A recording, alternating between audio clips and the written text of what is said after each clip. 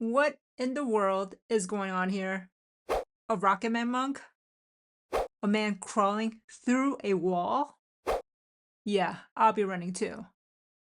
In all seriousness though, this painting looks modern, like something out of a comic book. But guess what? It was painted 600 years ago. And the Rocket Man? Oh, he was real. Every superhero has an origin story. And the Rocket Man? His name was Ranieri of Pisa, a sinful musician turned holy pilgrim whose life took one of the strangest turns in medieval history. And I'm sorry to say this, but there was no lightning or radioactive spider, just a hangover and a sermon. He was your typical 12th century rich kid. Born into money, he slept by day and played music all night. Basically, living his best medieval life. And then one day, he happened to meet Alberto from Corsica.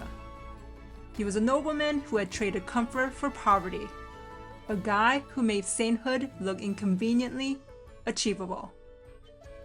Whatever they talked about, it got to Ranieri. He burned his instrument, left the parties behind, and went to sea. Not for adventure, but to make enough money to reach the Holy Land. And once he arrived, he had a vision. It was his wealth that was keeping him from God.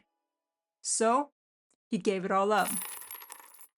For 7 years, he lived as a beggar, praying and fasting until, according to one account, even God had to tell him to eat. When he finally returned to Pisa, he wasn't the same man people remembered. He healed the sick with holy water, cast out demons, and preached with the same passion he once saved for music. And soon enough, everyone was calling him a miracle worker. Yet, outside Pisa, his name barely traveled. Ranieri became one of Italy's quietest saints, a local legend more whispered than remembered. So how did he become the Flying Holy Man? 3 centuries later, Sassetta, one of Tuscany's most celebrated painters, turned Ranieri's story into paint. He was commissioned to create a vast altarpiece for the Church of San Francesco in San Sepolcro.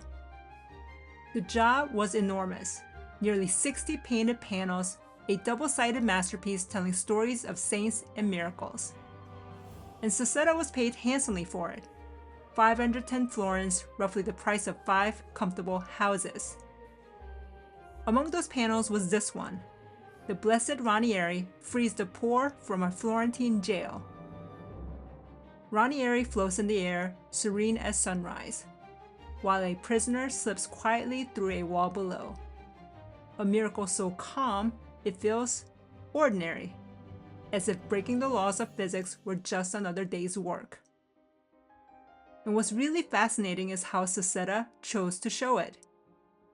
Instead of a saint standing on solid ground, Ranieri hovers mid-air, his legs tapering into white flame. Medieval artists often show saints rising to heaven, but Sassetta's version feels different.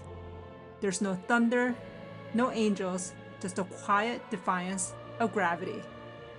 For the people who saw this painting, that miracle hit close to home. In 15th century Florence, even small debts could land you behind bars, a fate the poor knew too well. So when Sassetta painted Ranieri freeing them, it wasn't fantasy, it was hope, painted into reality.